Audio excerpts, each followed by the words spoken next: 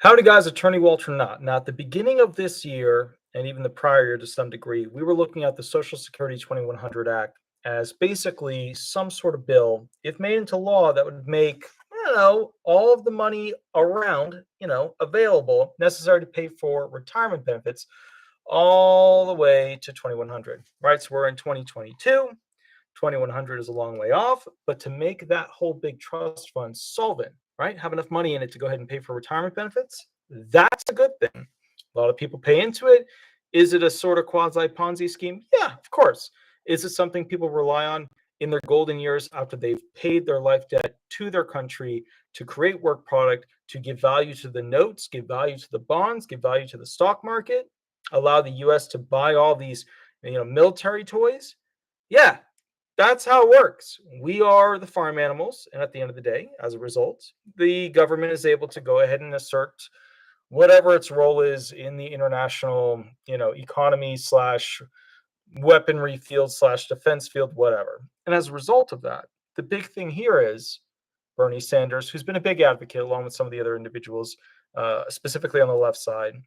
They've been pushing for this idea of making sure retirement benefits are safe because, well, you guys don't realize this, that whole full faith and credit of the federal government is not actually valid for the retirement program. I know when you go into a bank, you see it, you are covered up to this much money.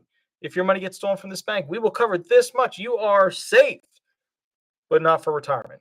Retirement, that trust fund is so absolutely massive with the amount of money it takes to go ahead and pay out benefits that the federal government cannot keep up with it, which is exactly what happened to it, in that they're explaining that 2035, based on Stephen Goss, the chief actuary of the Social Security Administration, it will run low, paying out anywhere between 77 to 76%. I don't think 2035 is accurate. I think more realistically, 2033, 2034 is a more realistic number. Now, let's get into this. This is specifically a bill that was promoted by Bernie Sanders. And also, really quick, simple thing. If some of you guys are new, we get anywhere from 800 to 1,100 new subscribers a month. Hi, I'm Attorney Walter Hnot. Please remember to like, subscribe, leave 5-star reviews. If you want to leave a 5-star review for me to make more content, please remember, Google disability resolution law firm. Just Google and then 5 stars. Now, this is essentially an article specifically from CNBC.com. I wanted to put a little bit more of a positive left-sided news source spin on it, and then we'll go to more right-sided spin side of it so that you kind of understand what's going on. We're going to be doing news articles, and then I'll be doing additional videos specifically where I'm going through the actual bill, the language, stuff like that. All right, so this is just an intro, really simple, really relaxed. Here we go. Now, this was published Thursday, June 9th, 2022. Let's go through it. All right, so Senator Bernie Sanders and Elizabeth Warren introduced a new bill on Thursday that aims to extend Social Security solvency for 75 years by raising taxes on the wealthy while making benefits more generous.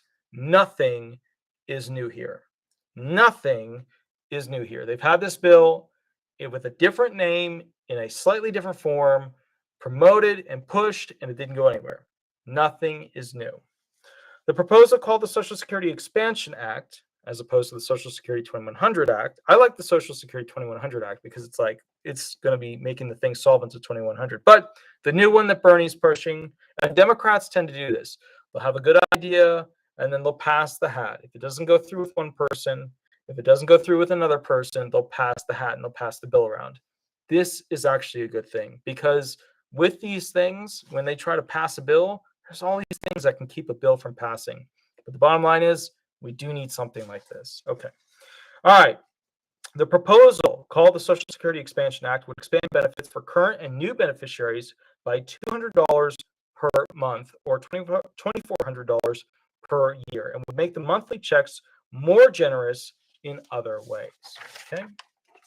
To do that and improve program solvency at the same time, the plan also calls for raising taxes on high-earning households. Okay.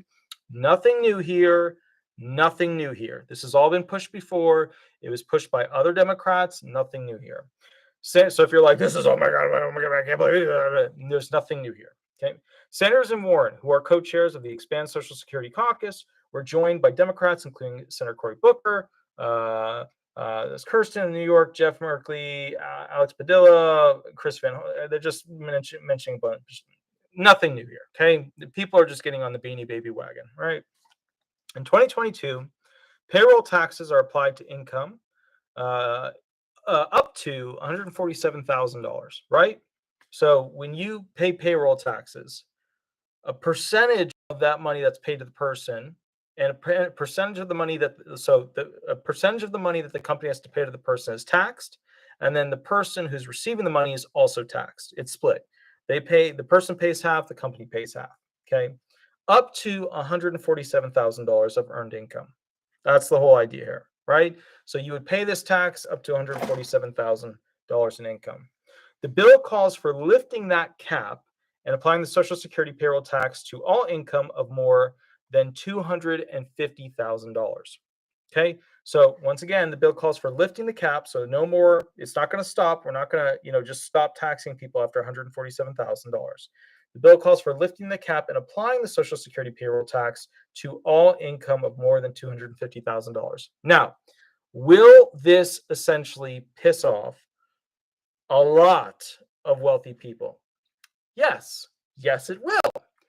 Will wealthy people on the Democrat side and wealthy people on the Republican side absolutely hate this bill? Yes, they will. And here's why. If a wealthy person is earning a large amount of money, which wealthy people tend to do, right? Some wealthy people have just tons of money already in the bank. They're not going to be taxed on it. They're good. But, if they're earning a lot of money, let's say $1 million, $2 million, $5 million, $10 million, whatever, right? If this is going on, then they are not going to want to have to pay out a significant amount of that money, from the payroll to essentially this program. And it's a lot. Like when you start looking at big numbers like, million, 2 million, 3 million, 4 million, the payroll tax takes a massive chunk out of that. And that's going to anger and make this whole thing very unpopular for essentially those who are wealthy. Okay. Ironically, there's so many people who are poor that don't earn that. This could easily pass if the people could vote this thing in. But the wealthy, as you know, have more capacity and control over the political process. So the success of this idea has been very little, very little. Social Security payroll taxes are applied at a rate of 6.2% for both the employer and the employee. That means the employer pays 6.2% and the employee pays 6.2%. So when basically your employer pays you payroll, they're paying extra money on top of that to employ you. So it's a total of 12.4%, right? Which is deducted from paychecks. So just to give you a quick idea, so if we took a basic calculator, right? And we did, okay, so let's say that's $3 million. So we're just going to put it into here real quick. And then we're going to multiply that by 0.124. That equals, wait, that couldn't be right. So hold on. 37,200, or was that 372,000? It's too small on the screen. I can't even see the darn thing. But the bottom line is, you would multiply that by your, 0.124% to get it. And that essentially, is your 12.4% of $3 million, which, that makes, $3 million. So 372, there it is, $372,000. So the bottom line is $372,000 that would have gone to that person who earned $3 million, right, from that payroll payout, would essentially go into paying for people that have $200 more per month. And that's obviously going to anger people significantly who have wealth. And the truth of the matter is, as you know, Democrats are more about giving benefits to the people. It seems like that sometimes. Sometimes there's a little bit of a game going on. The other side is Republicans tend to be the people who are, we worked for it, we want to keep more of it, which is understandable too. Help the people. A lot of them haven't worked and earned as much as those who are working and earning that much and achieving that much. Democrats have this ideology where the super wealthy don't actually earn what they should be because their wealth is significantly more than what other people are working and doing. Whereas the Republicans sit back and say, well, then why are they working their butt off days and nights, ruining their family life to go ahead and have this company and make this a reality? You got to be fair in how you see both sides of it, because those CEOs and things like that, their life is that company, is that thing that pays them. And what they're asking is that even though their life is that, they want to, essentially take more of the money that would be paid to them to go ahead and help the people. So you've got this ebb and flow balance problem. And what it really comes back down to is a social program, a socialism kind of thing versus a capitalism kind of thing, and these two competing. And the socialism thing says we need to make everybody at least safe and happy. The capitalism thing says you have to work and earn your safety and happiness. Okay, that's what we're dealing with here. All right. Now, with that said, all right, so here we go. Okay. Now, the bill calls for having the wealthy pay more through a 12.4% tax on investment and business income. It would also apply levies to certain business income that is not currently subject to payroll taxes. Today, absurdly and unfairly, there's a cap on income subject to Social Security, Sanders said in prepared remarks during a Thursday Senate hearing. Now, Sanders made a broad statement there, and it's not a fair statement. Right off the bat, it's not a fair statement. Let me read it to you again so you can hear what Bernie Sanders is saying and then hear the other side of it. Remember, I personally, I'm a disability attorney. I lean more towards, we need people to have more money because the system just isn't working the way it's supposed to. Let me go through what Bernie Sanders had to say here. Today, absurdly and unfairly, there's a cap on income subject to Social Security taxes. So he's saying that it's wrong that there's a cap, that we only pay taxes, Social Security payroll taxes up to a certain amount. But the reason the cap is there is an absurd and very fair reason. The reason, or it's a very fair and appropriate reason. The reason why is that these people who pay in a lot more money don't get much benefit out of it. They're paying in a significant amount of taxes compared to the average person, and they don't get any additional benefit. Because remember, your retirement only goes up so high, and then it stops. Instead of a person getting, $15,000 of retirement a month because of what they paid in, they're getting, over $3,000, per month, and that's it. When realistically, they should be getting $15,000, $30,000, $50,000 a month because of what they paid in. And so what Bernie is saying is, hey, we're going to screw over the rich so that the people who worked less or didn't earn as much can have more. That's the whole ebb and flow here.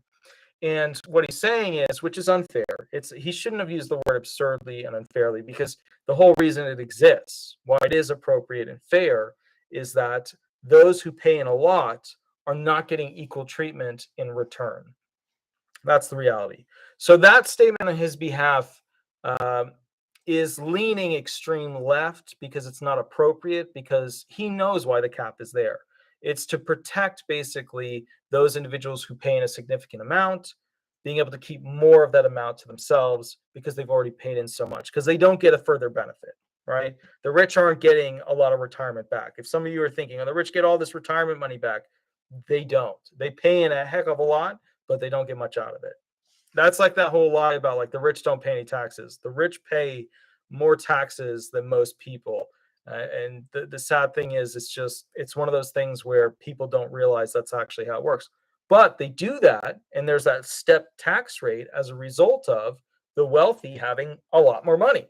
Like if you look at the Monopoly board, they've got all the houses and the hotels all around it. So they're pulling in a lot more of that money, which means that we expect them to pay significantly more taxes, which is why we have that stepped ladder system when it comes to paying taxes. That's why the super wealthy are paying the 40 percentile area, whereas the super poor are paying, the 12, 10%, even less. All right.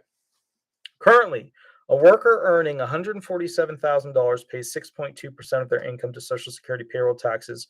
But if instead they earn $1.47 million, they pay just 0.6% of their income to Social Security, Sanders said. Once again, that's because they don't get any additional retirement benefit. They're already paying at $147,000 a significant amount in without getting the real benefit out. Bernie goes on to state, that may make sense to somebody, Sanders said. It doesn't make sense to me. It obviously makes sense to him. He's just playing the left side. That's how it is. There's a flame over here. He's throwing air into it. He's waving his hands at it to go ahead and get people to go like, oh, that sounds great because the poor are going to get more money. There's a whole reason for it. Don't be a fool when it comes to essentially why he's saying what he's saying. These party players, Trump on one side would be screaming one thing, Bernie on the other side. All right. Under the terms of the bill, more than 93% of households would not see their taxes go up, right? Now, that's a good metric to sell a bill. 93% would not see.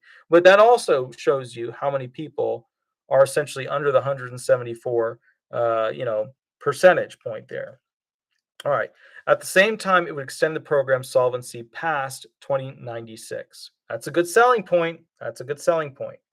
New projections from the Social Security trustees shows the program's combined funds will only be able to pay full benefits until 2035, at which point 80% of benefits will be payable.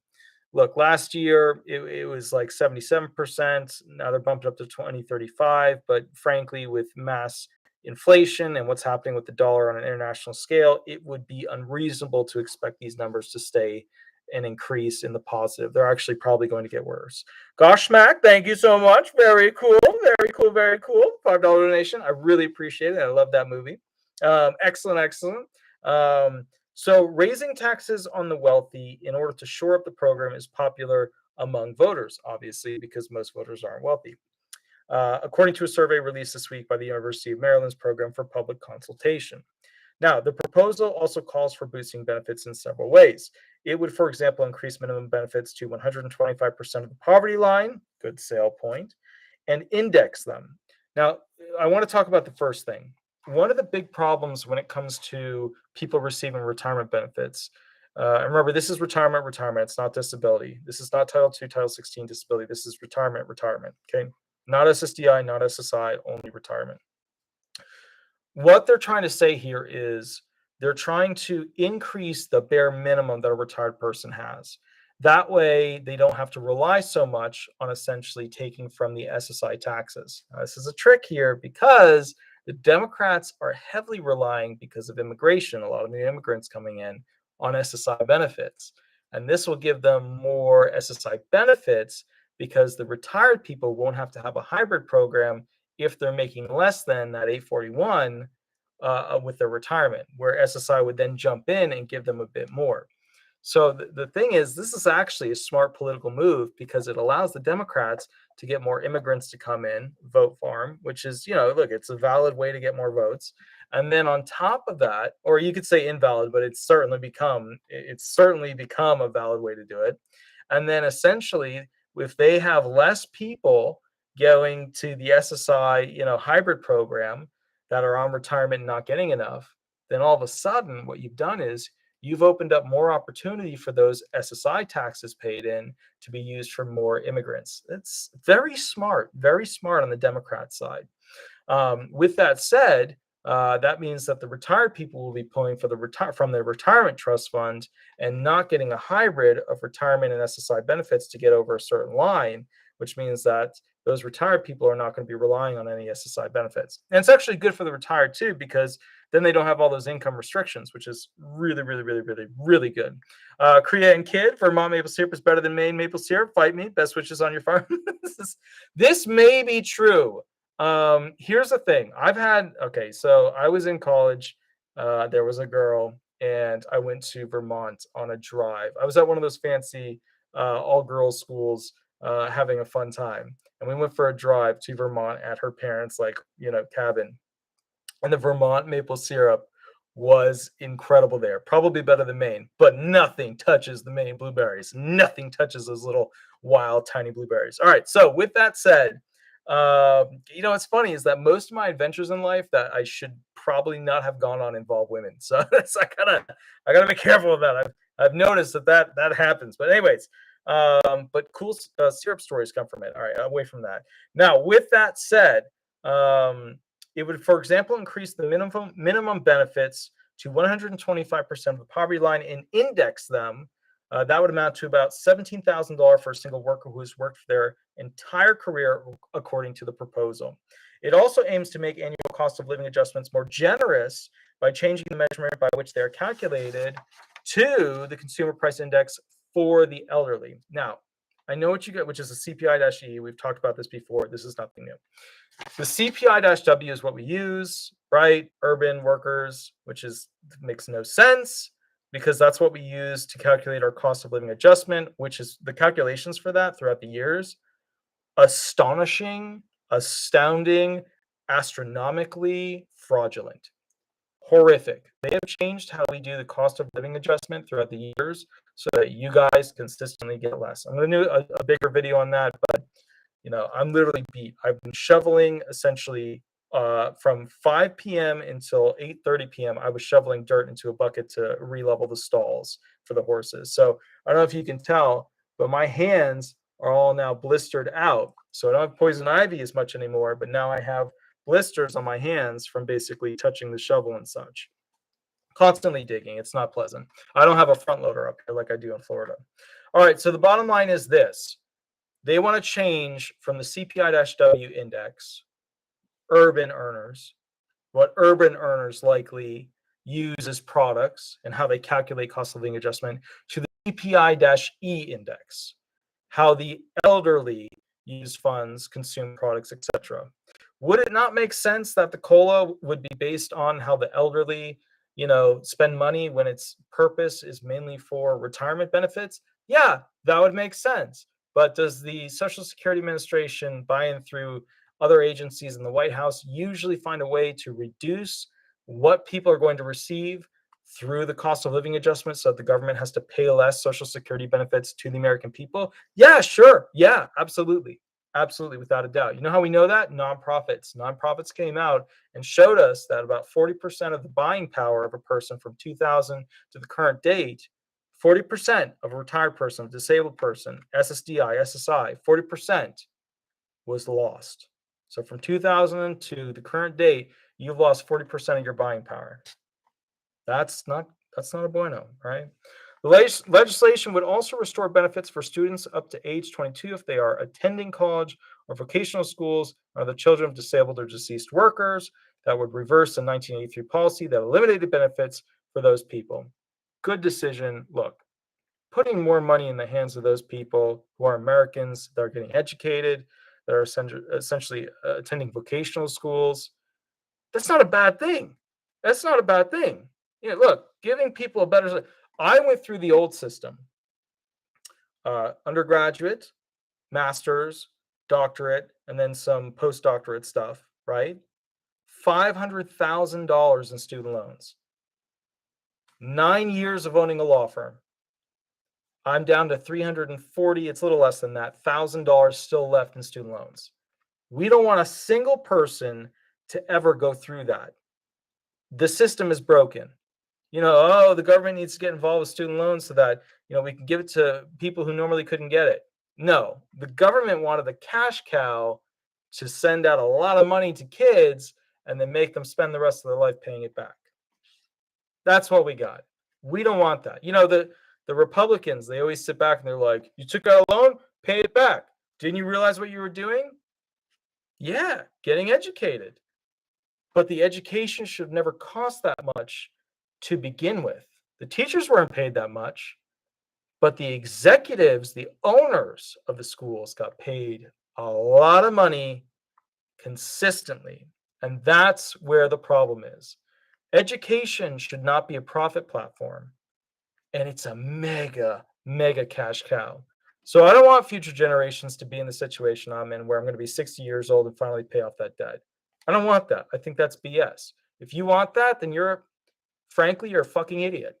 Frankly, that's what you are. Because if you have young people not being able to afford things, it's going to ruin the economy. They're not going to be inspired, and the work product is going to be crap. They're not going to work hard. And you know what that means? They ain't going to pay enough for your retirement, which is why this exists. That's right. And think about this. If you think you're so brilliant that you essentially want those people who took out student loans to have to pay back every cent, because that's how loan works, even though it was like a loan shark with a college making way too much money for what they gave you. Even though it was like that, even though it was on that level, maybe fraudulent lending. Maybe it was way too much for what they actually got. Consider this. If you think you're safe, your retirement would not be looking at Bernie Sanders constantly spending time trying to figure out how to relabel a bill that already existed and combine more functions of it, right? If your retirement was so safe, Bernie Sanders wouldn't have to be trying to fix it.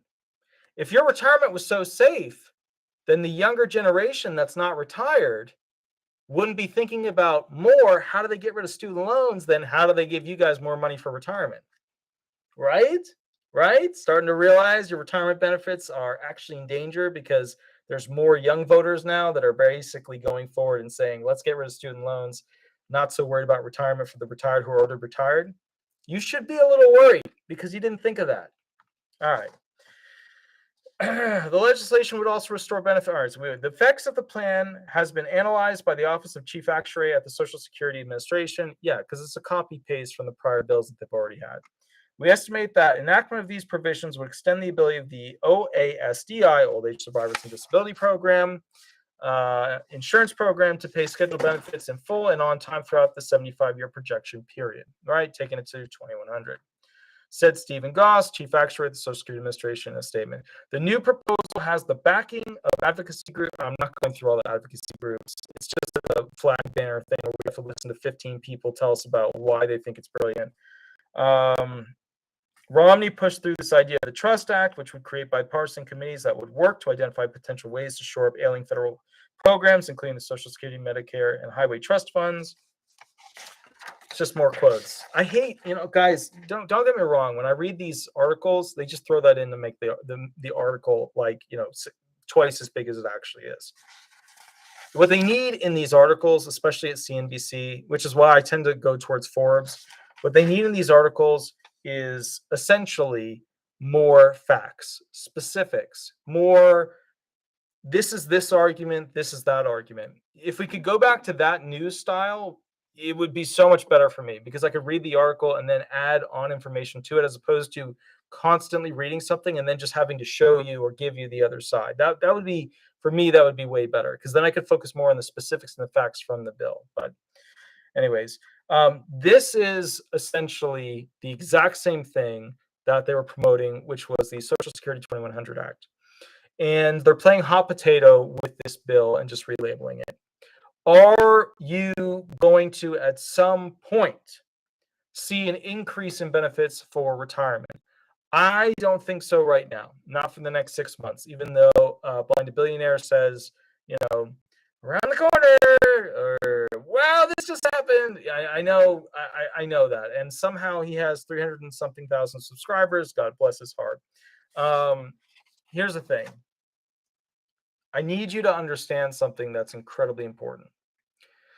The Social Security Administration is attached to the government, and the government is broke right now. It's spending $5 trillion extra a year than it should. That should reduce a little bit with the next upcoming year. Yes, there's COVID. Yes, there's Russia. Yes, there's this. Yes, there's that. But the bottom line is the White House hasn't really been the best of the best when it comes to managing and accounting for what we're spending money on. As a result of that, we are in a very bad position.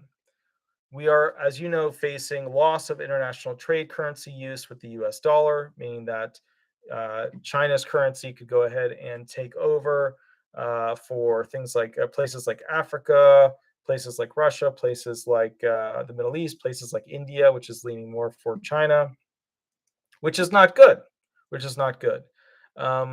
What's happening is we as a country don't have the money to go ahead and keep up with our spending.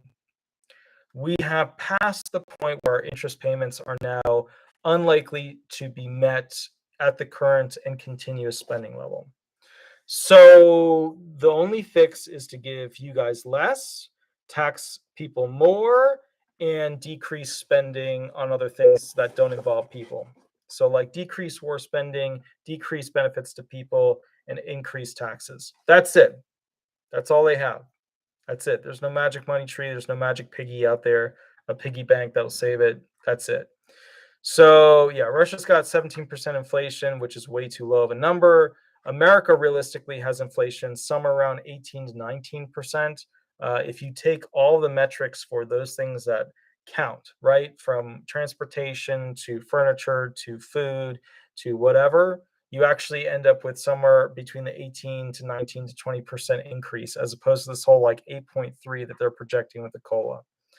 And I'm going to do a video on that. It's a little bit depressing because then you start to realize how much of a disingenuous calculation cost of living adjustment actually is for the small third quarter, small little place that they calculated, and only certain items that they calculated, and only certain people that are calculated. It's just, it's not good. It's not good. So yeah, no, Mr. Zimmerman, I hear you. I know the food over there is, and I mean, you saw they kicked, whoa, well, McDonald's left, and now they introduced a totally new one in the spots where it was. Russia's doing like a whole figuring out who they're going to be going forward. Frankly, the U.S. is now entering into that phase as well, which is kind of scary. All right, so bottom line is this. Yeah, so Sandra, new blood in Washington would not be a bad idea. In my opinion, we could vote everybody out and actually end up with a better result. And that's because there should be no kings, dukes, royalty in the government. There shouldn't be, right? I mean, if you take all the arguments about how did these politicians become multi-millionaires with multi-millionaire, $1 million estates, if you just throw out all those arguments and get to the core of it, there should be no politician that serves in a position for more than, let's say, 10 years. Maybe you could do 12 years, but the bottom line is it shouldn't be more than 10 years. A decade is enough to achieve what needs to be achieved. If they want to switch to a different position and people want to vote them in, cool, fine. But no position in the government should allow for an individual to serve more than 10 years for that single position. Okay, it's just, look, you can accomplish that. That's like having, I'm not going to go into it because I'm just going to go into rant mode. Anyways, guys, you have a wonderful, wonderful night. I want you to know something too. I created a couple of videos over the past couple of days. You didn't see me uploading any videos related to retirement or Social Security benefits. I was uploading videos related to what I was doing on the farm, mostly over the weekend or after 5 p.m. And I was doing that because I shot videos on topics that are relevant to retirement and disability benefits beyond what I do on the farm. But I could not post them because they were too aggressive. They were too rant oriented. And that's just something I don't want to put out there. But, and I don't even know, do you guys want me to rant, to actually be direct with you about the problems I'm seeing? Or do you want me to just keep doing what I'm doing, which is, cover kind of the skin deep stuff and give you just a general peeling of the onion of the first layer? Because that's what I feel like I'm doing. I feel like one thing that I can't make a lot of videos on that just, people would have a tough time is really deep Social Security law. I started to do appeals council videos, and I was just like, they don't even know what half of these acronyms are. So, I guess the bottom line is this. Do you guys actually want me to do like a rant where I go into the problems? Like, you tell me, because every time I do one, I get somebody that comes on the comments screaming at me or leaving me an angry voice message. Or leaving me a death threat, message or whatever. We even had some guy was constantly parking outside the property in Florida with a white van. So, all right. Yeah, exactly. Pinch runner. Be careful, you'll be censored. That's part of the problem. Is if I go into the details that I see as problems, there will be that. So, if you guys are okay with a limited rant, I will give you kind of the things that I see that bother me. All right. I'll do a limited rant video. I'll see how I feel. If I'm okay in like 10-15 minutes, I'll do one. And just hang on to your seat. Just chill. It's not going to be hyper aggressive. It's not going to be very aggressive, but it's just the things that I see. All right. I'll catch you a little bit later. You have a wonderful night. And if I'm good to go, it's 1 a.m. at this point. I'll do a mini rant. All right. I'll catch you a little bit later. All right. Bye-bye, guys. Bye-bye.